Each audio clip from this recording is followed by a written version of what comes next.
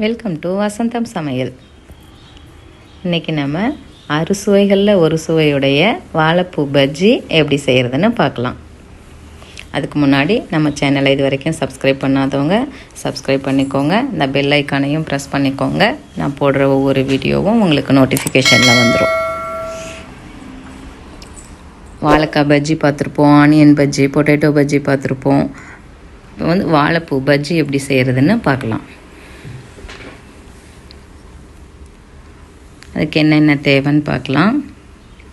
நான் இந்த அளவுக்கு வாழைப்பூவை க்ளீன் பண்ணி எடுத்து வச்சுருக்கேன். அதில் ஒரு நரம்பு மாதிரி ஒன்று, ஹார்டான பார்ட் ஒன்று இருக்கும். அந்த நரம்பும் ஒரு இதழ் மாதிரி ஒன்று இருக்கும். இது ரெண்டையும் க்ளீன் பண்ணி எடுத்துக்கணும். இது ரெண்டையும் எடுத்துடணும். 1 கப்பு கடலை மாவு, 3 டேபிள் ஸ்பூன் அரிசி மாவு, 1 ஸ்பூன் உப்பு, 1 ஸ்பூன் ஜீரகம், 1/2 டேபிள் ஸ்பூன் பெருங்காயத்தூள், மிளகாத்தூள் 1 ஸ்பூன் எடுத்திருக்கேன். நீங்கள் உங்கள் காரத்துக்கு ஏற்ற மாதிரி எடுத்துக்கலாம். இப்போ எடுத்து வச்சுருக்கிற எல்லாத்தையும் ஒரு பவுலில் சேர்த்து மிக்ஸ் பண்ணிக்கலாம். கடலை மாவு, அரிசி மாவு,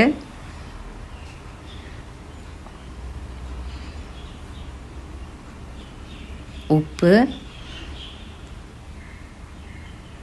ஜீரகம், பெருங்காயத்தூள், மிளகாத்தூள் எல்லாத்தையும் சேர்த்து ஃபஸ்ட்டு எல்லாம் மிக்ஸ் பண்ணிக்கிட்டு அப்புறமா தண்ணி சேர்த்துக்கலாம்.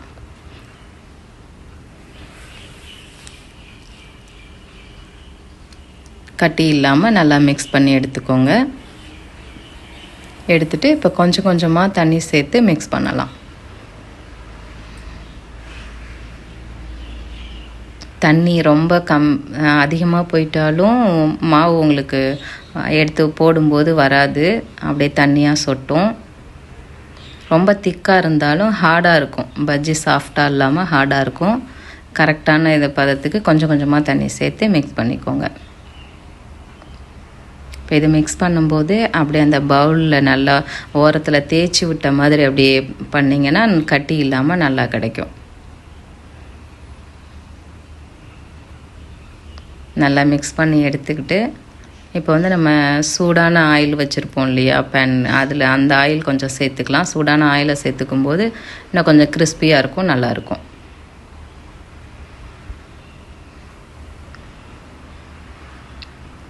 சூடான ஆயில் ஒரு 1/2 கரண்டி சேர்த்துக்கிட்டேன். கிறிஸ்பியாகவும் இருக்கும், எண்ணெய் இழுக்காமல் இருக்கும். இப்போ நம்ம எடுத்து வச்சுருக்கிற அந்த வாழைப்பூவை இதில் டிப் பண்ணி வச்சுக்கலாம். அப்போ எண்ணெயில் போடும்போது ஒன்று ஒன்றா டிப் பண்ணிகிட்டு இருந்தால் டைம் ஆகும். அதனால் ஃபஸ்ட்டே எல்லாத்தையும் டிப் பண்ணி வச்சுக்கலாம். இப்போ ஒரு பேனில் எண்ணெய் விட்டு எண்ணெய் காஞ்சதுக்கப்புறம் போட்டுக்கலாம். இப்போ இந்த மாதிரி ஒன்று ஒன்றா எல்லாத்தையும் டிப் பண்ணி வச்சுட்டு நான் இது கையில் பிடிக்கிறதுக்கு வசதியாக டிப் பண்ணி வச்சுக்கிறேன். அந்த மேலே கொஞ்சம் அப்படியே மாவு படாமல் இருந்ததுன்னா கையில் எடுத்து போடுறதுக்கும் வசதியாக இருக்கும். சாப்பிடும்போதும் பிடிச்சி சாப்பிட்றதுக்கும் நல்லாயிருக்கும்.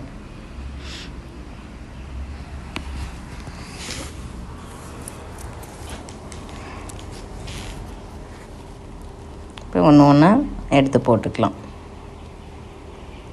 எல்லாம் டிப் பண்ணி வச்சுட்டு டக்கு டக்குன்னு எல்லாம் ஃபாஸ்ட்டாக எடுத்து போடணும்.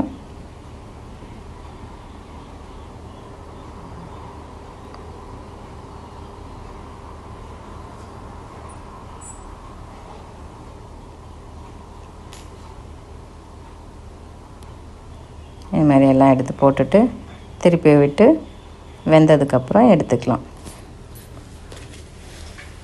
வாழைப்பூ வந்து ரொம்ப நல்லது.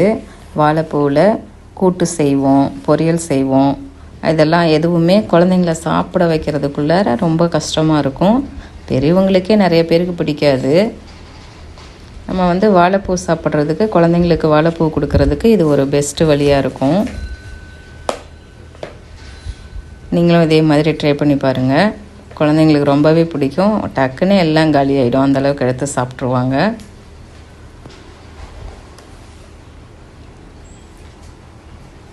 வாழைப்பூ எப்படி க்ளீன் பண்ணுறதுன்றது நான் வாழைப்பூ வடை வீடியோவில் டீட்டெயிலாக சொல்லியிருக்கேன்.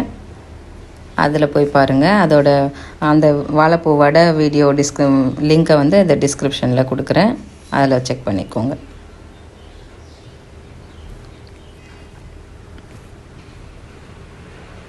நம்ம சேனலில் இது வரைக்கும் 80 வீடியோவுக்கு மேலே போட்டிருக்கோம். நிறையா வெஜிடேரியன் நான் வெஜிடேரியன் எல்லா டிஷ்ஷுமே இருக்கும். போய் பாருங்கள், உங்களுக்கு யூஸ்ஃபுல்லாக இருக்கும்னு நினைக்கிறேன். உங்களுக்கு பிடிச்சிருந்தா லைக் பண்ணுங்கள். இதே மாதிரி நம்ம எடுத்து வச்சுருக்கிற எல்லா வாழைப்பூவையுமே போட்டு எடுத்துக்கலாம்.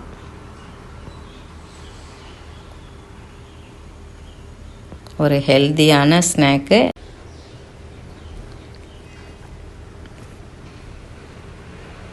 நம்ம சேனலில் இது வரைக்கும் 80 வீடியோவுக்கு மேலே போட்டிருக்கோம். நிறையா வெஜிடேரியன் நான் வெஜிடேரியன் எல்லா டிஷ்ஷுமே இருக்கும். போய் பாருங்கள், உங்களுக்கு யூஸ்ஃபுல்லாக இருக்கும்னு நினைக்கிறேன். உங்களுக்கு பிடிச்சிருந்தா லைக் பண்ணுங்கள். இதே மாதிரி நம்ம எடுத்து வச்சுருக்கிற எல்லா வாழைப்பூவையுமே போட்டு எடுத்துக்கலாம்.